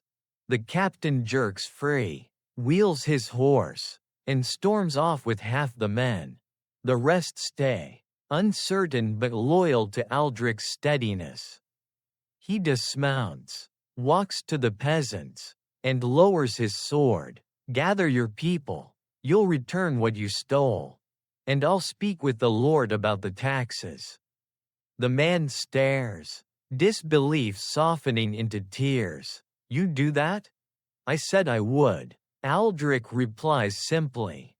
You watch him, silent. It's the most dangerous thing you've ever seen, not fighting, but choosing mercy in a world that worships might. That night, camped near the ruined village, Aldrich sits by the fire, polishing his sword in the dark. You finally ask, will the Lord forgive what you did today? He doesn't look up. Probably not. Then why risk it? He pauses. Because a knight serves justice, not comfort, and justice doesn't always sign paychecks. You nod slowly. I hope I'd have done the same. He glances at you. You won't know until the moment comes. That's the real test. The next morning, when you return to the manor, the consequences arrive before you even dismount. The captain has already reported what happened. The Lord's steward waits, his expression tight and venomous. You defied command, he says to Aldrich. You undermined authority in front of men. I upheld decency, Aldrich replies. The steward's voice drops. You're lucky his lordship values your service. But there will be no reward for this campaign. Aldrich bows slightly. There rarely is. Later, as you unstrap his armor, you can feel the weight of what's unsaid. Do you regret it? You ask. He shakes his head. Never regret doing what's right. Only failing to do it. Then he looks at you. Eyes steady. You'll have your own choices soon. William, when you do, remember, steel breaks before conscience bends. That night, lying in your cot, you can't sleep. The image of the starving villagers haunts you. But so does Aldrich's defiance. You realize knighthood isn't about following orders. It's about knowing when not to. You close your eyes. The fire's dying glow still flickering behind your lids. The world outside remains unjust. But somewhere within you, a line has been drawn, thin, firm, unbreakable. And you vow quietly to stand on the right side of it. Even when it hurts. The day begins like any other, gray dawn. Clanging armor. The smell of wet earth. You don't know yet that by nightfall, everything you thought was solid will break. Sir Aldrich receives orders at breakfast. Ride with a small force to secure a disputed border pass. Routine, they call it. Routine is the favorite word of men who never go themselves. You've learned that. By midday, you're in the saddle, wind cutting sharp through your mail. Aldrich rides ahead, silent as always, his presence anchoring the restless men behind him. The forest looms, dense and damp, each tree a century of shadow. The ambush comes fast. One moment, birds are calling, the next, arrows hiss through the air. Horses rear, men shout, chaos detonates like thunder. You dive from the saddle as your mount collapses. An arrow buried deep in its neck. The ground shakes beneath falling bodies. You scramble behind a rock, vision blurring with smoke and fear. Aldrich's voice cuts through the noise. Hold the line. He's there, sword drawn, calm amid madness. You rush to his side, heart pounding. He moves like a man who's done this too many times, no hesitation. No panic, just precision. You parry a strike meant for him. He counters one aimed at you. For a few fierce minutes, the world narrows to the rhythm of survival. Then you see it, a flash of motion behind him. A rebel breaking through the fray. Spear raised. You shout his name. He turns too late. The spear drives into his side. You catch him before he falls. The weight of him, the impossible, human weight, crushes you to your knees. Stay still, you cry. I'll get you help. He grips your wrist, blood slick between his fingers. No time. Don't say that. Listen, he rasps. You've done enough. You shake your head, desperate. You'll be fine. We'll. Quiet. His voice softens. You've got to live. That's harder.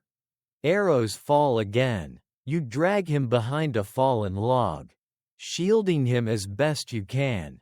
The battle roars on around you, shouts, steel, screams. Aldrich's breathing turns shallow, fading like embers in rain. You remember what I told you? He murmurs. Everything, you whisper. Then prove I wasn't wasting my breath. He tries to laugh, coughs instead. Blood stains his lips. His hand tightens on your wrist once more, a grip not of fear, but of farewell. William, he says quietly, using your name for what feels like the first time in years. You'll make a better knight than I ever did. And then he lets go. The battle drags on, but you barely hear it. You stay by him until the noise dies and the smoke clears. When the last rebel flees, you close Aldrich's eyes with trembling fingers. The men around you fall silent. Even the birds don't return. By dusk, the field is quiet except for the groans of the wounded and the crackle of distant fire. You help bury him yourself, no grand ceremony. No priest, just earth and honesty. You lay his sword across his chest, whispering the words he taught you. Steel breaks before conscience bends. That night, the campfire glows like a ghost. The men drink to remember. Or to forget. You can't tell which. You sit apart, Aldrich's pendant heavy around your neck, the one he once told you to use. Not keep. Now it's the only weight that feels right. Gerard joins you silently. He doesn't mock this time. He just says, he was a good man. The best. You answer. He nods. Then make sure he doesn't vanish with him. You stare into the fire. The reflection flickering across your dented armor. For the first time, you realize how much of knighthood is built on loss, every honor earned through someone's absence. At dawn, the survivors ride home. The banners hang limp in the morning fog. No songs are sung for this victory. It wasn't one. When the manor gates come into view, you half expect to see him there, waiting, arms folded, ready with another lesson. but the courtyard is empty. You stable his horse, polish his armor one last time, and place it in the armory beside those who came before him. The rivet he once gave you, your first token of learning, rests now on his gauntlet. As you walk away, you feel the silence follow. But inside that silence, something grows, not grief alone, but resolve, the kind that doesn't shout or shine, the kind that endures. That night, you stand at the edge of the courtyard, staring at the stars he once said were the nails holding heaven together. You whisper the words that seal your next chapter.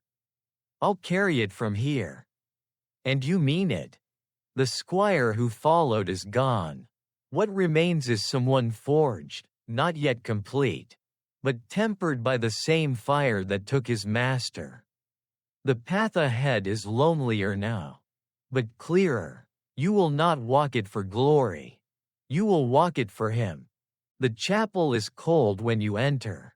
Not the kind of cold that bites your skin, but the kind that seeps quietly into your bones and sits there. Patient, the air smells of wax, stone, and old prayers, the kind whispered more out of habit than hope. Tonight, it's yours alone. This is your vigil night, the last trial before knighthood. No battles to win, no tests to pass, only the long silence between who you were and who you're about to become. The chamber is lit by a dozen candles that flicker like small, stubborn souls. Outside, rain murmurs against the stained glass. You kneel in full armor, every plate polished, every buckle tight. Aldrich's pendant hangs against your chest, cold against your heartbeat.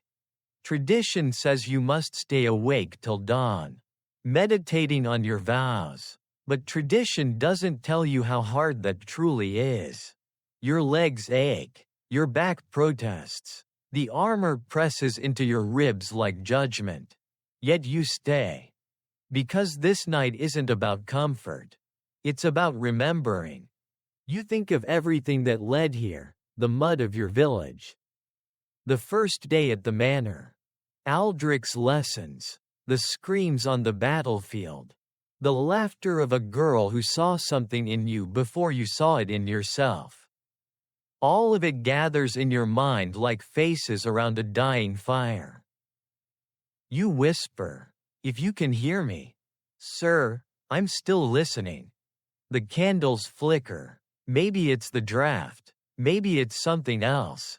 You take a deep breath and recite the vows you've memorized, to be loyal, brave, and just, to defend the helpless, to serve not greed, but honor. Words you've heard 100 times but never understood until now. Each one feels heavier than armor, a burden you choose to carry. The chapel clock tolls midnight. The sound echoes through the stone. Steady and solemn, you close your eyes, forcing yourself to stay still. And then the memories come, not as visions, but as voices. Your mother, calling you home from the fields. Aldrich's calm command, "Don't mistake spirit for skill." The rebel's broken plea, "We only wanted to eat." Lady Isolde's soft warning, "Then you'll have work forever." They overlap, blend, blur, a chorus of every moment that shaped you. You find yourself whispering back, "I'm still here." Hours crawl by, your body begs for rest. You fight it, the candlelight burns low, halos of gold trembling against the dark.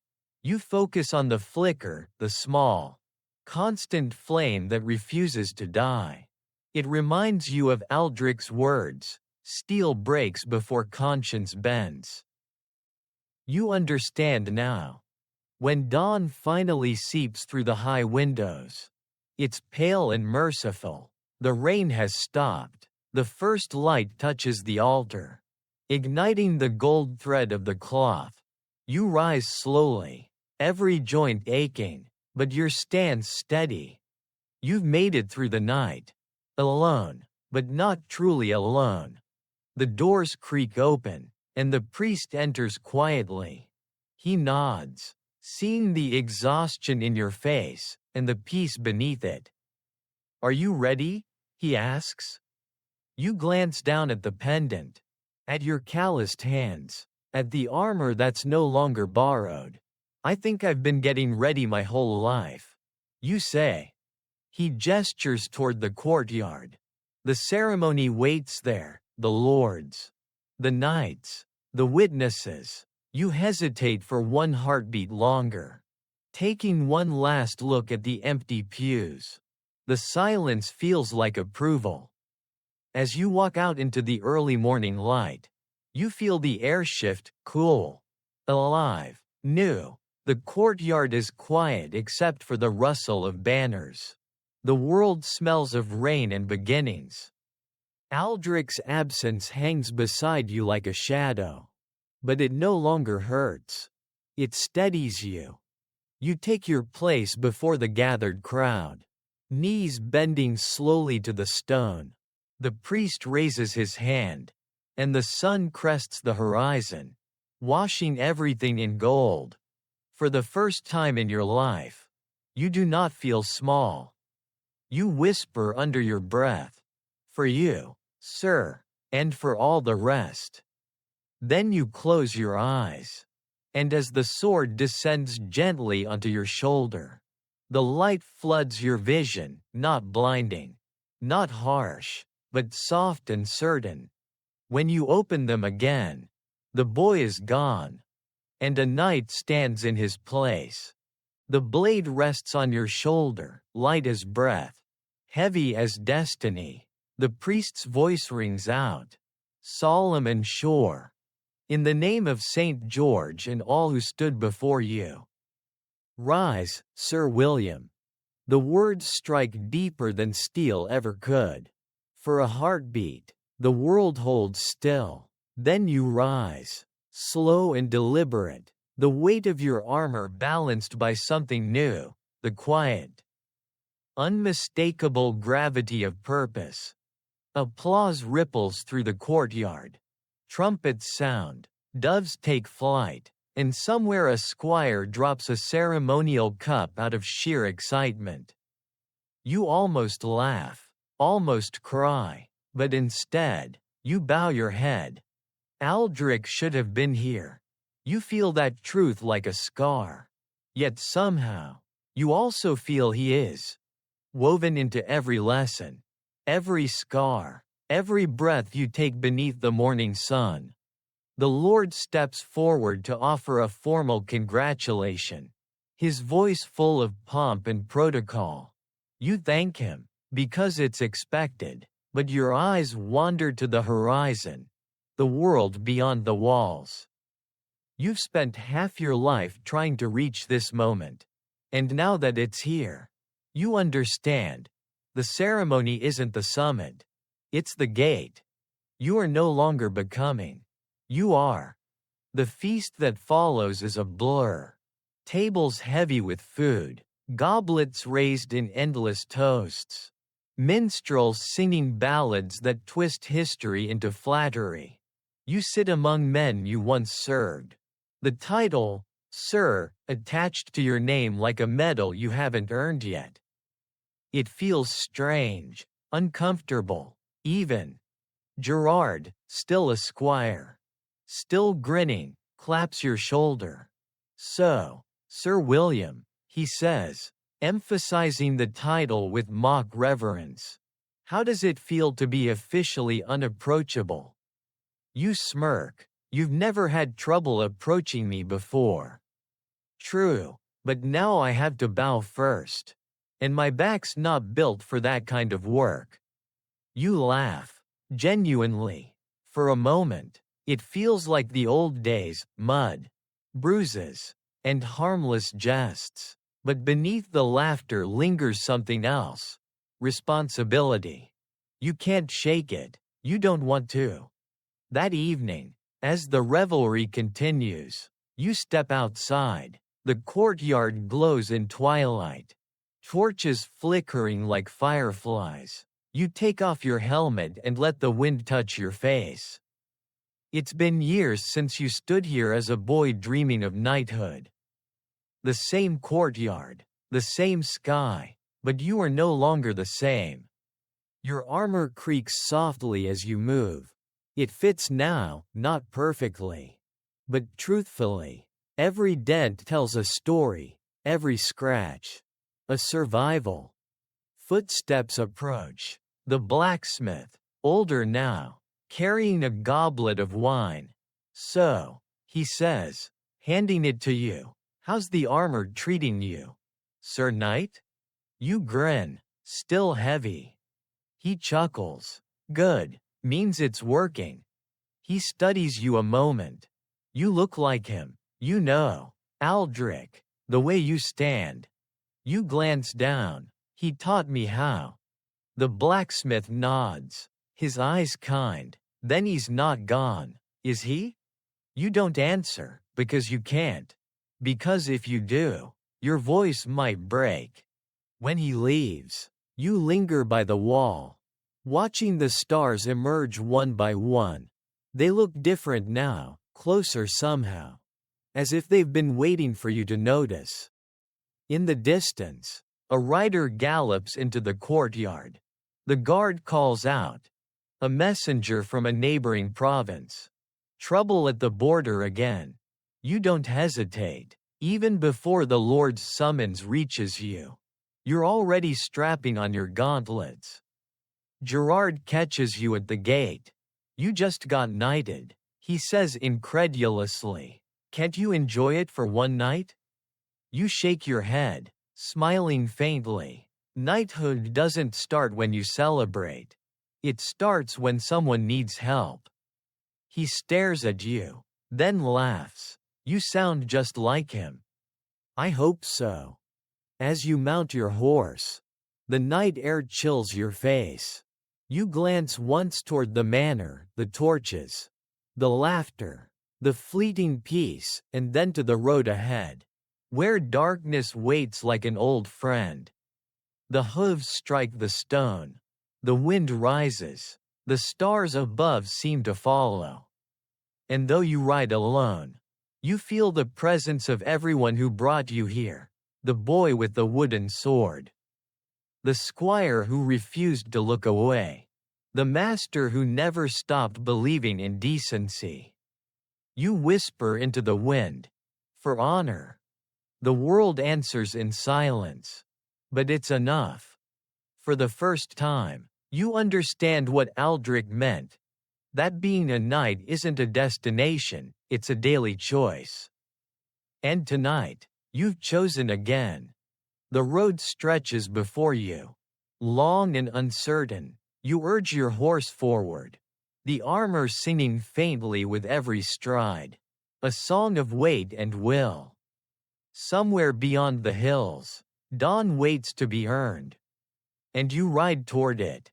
Honor, you discover, has a weight that steel can't measure.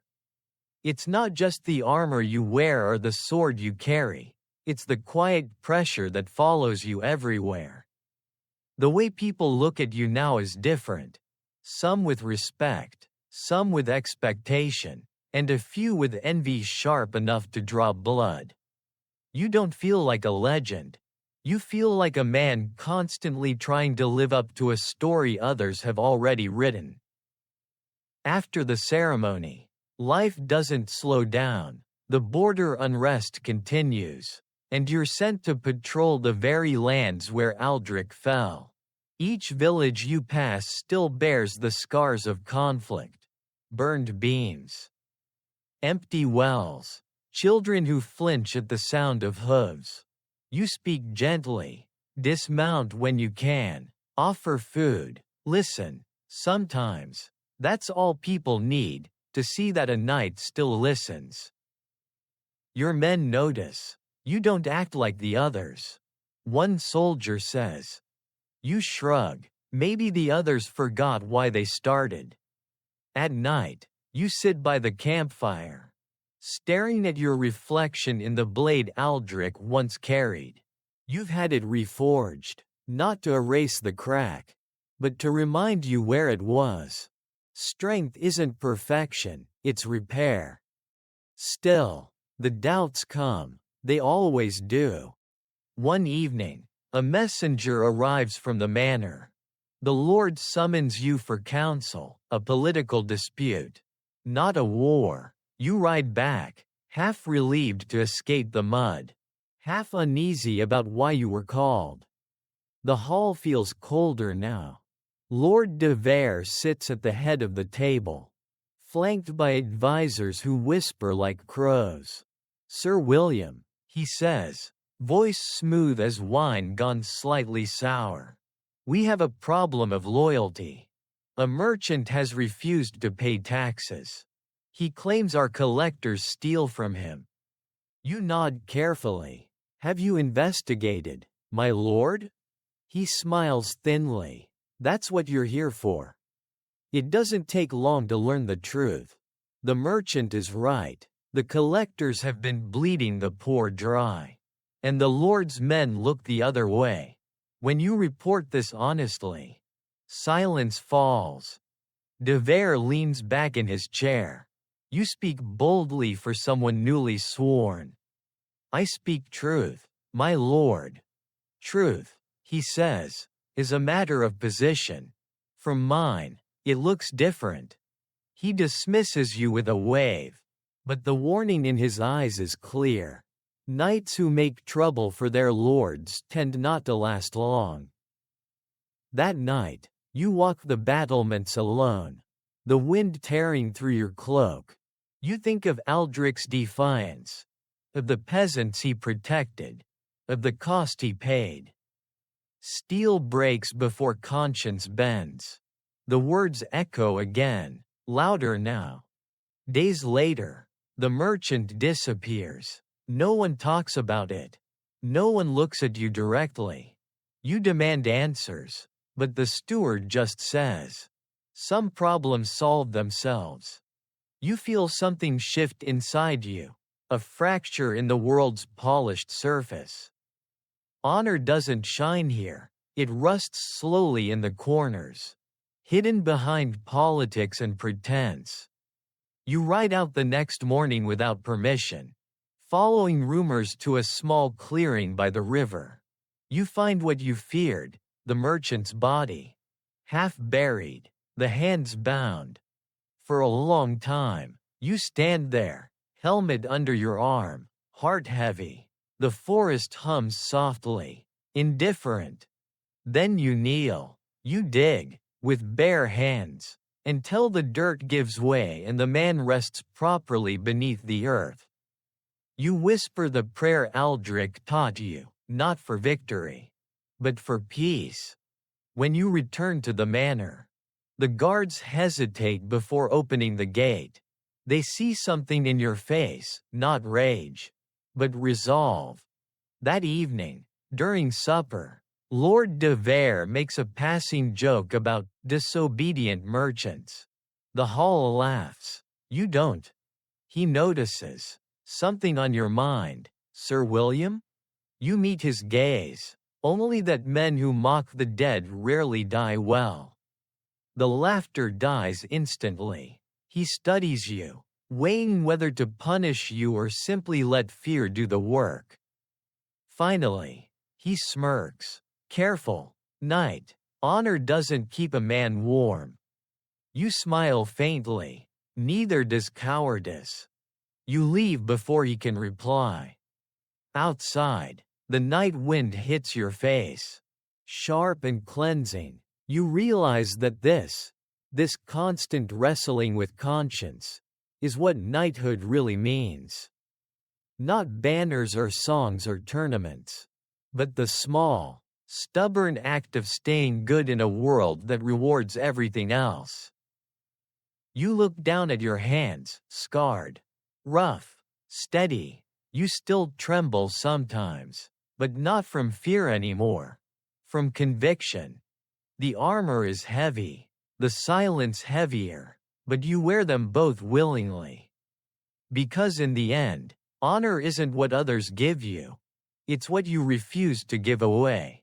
The years slip quietly, one into the next, as if time itself has grown weary of counting your footsteps. The battles become fewer. The noise of youth dulls into the low hum of purpose.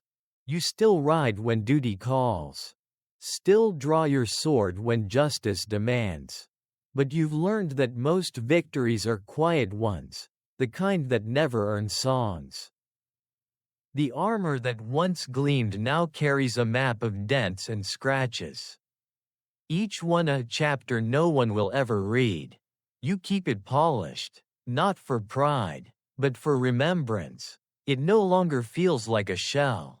It feels like skin. The boy who once dreamed of knights and glory is long gone. In his place stands a man who knows that true honor isn't about shining in daylight. It's about standing firm in darkness. Even when no one's watching. You live in a modest house on the edge of the same village where it all began. Children still play in the dirt roads, waving sticks and shouting imaginary orders.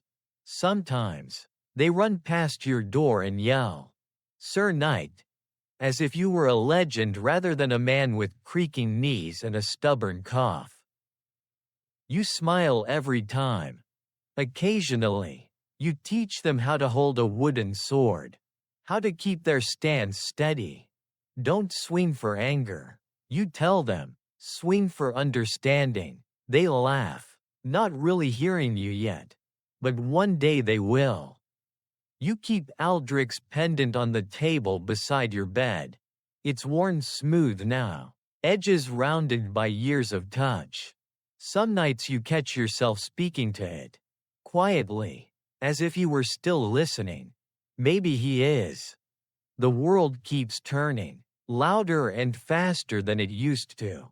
Kings change, wars begin and end. The peasants still struggle, the lords still posture, but sometimes, a traveler passes through and tells stories of a knight who defended the weak, who rode alone into storms, who chose justice over orders. You don't correct them. Legends are rarely accurate, but sometimes they tell a deeper truth. One winter evening, as snow drifts softly against the window, you sit by the fire, polishing your sword one last time. The blade catches the light, dull now, but clean. You run your thumb along the edge and whisper, "You and I have done enough." You know your strength is fading. Your movements are slower, your breath shorter, yet there's peace in it, not resignation, but completion. You've lived not perfectly, but honestly. Before sleep, you write a letter, simple words. You leave it sealed on the table, beside the pendant. To whoever finds this. If you seek glory, you'll find pain. If you seek peace, you'll find struggle. But if you seek meaning, you'll find both, and neither will break you. A knight's oath is not to his lord, nor his sword, but to the quiet voice that says, "Do what is right, listen to it, it will never lead you astray." And when you feel alone, remember, none of us ever truly ride alone. You sign only one word, William. The fire burns low. You lie back, eyes tracing the shadows that dance across the ceiling. Outside, the wind hums softly through the trees. The same lullaby you heard as a child. You think of the road, of Aldrich, of Isolde, of the faces you saved and the ones you couldn't. The memories blur, fade, and soften until they no longer hurt. The last thing you feel is warmth, not from the fire, but from the weight that finally lifts, the burden of always needing to stand tall. The sword leans beside the bed. The armor rests in the corner. silent and still. Morning comes. The villagers find you there. Peaceful, eyes closed, the faintest smile on your lips. They say it looked as though you were listening to someone whisper.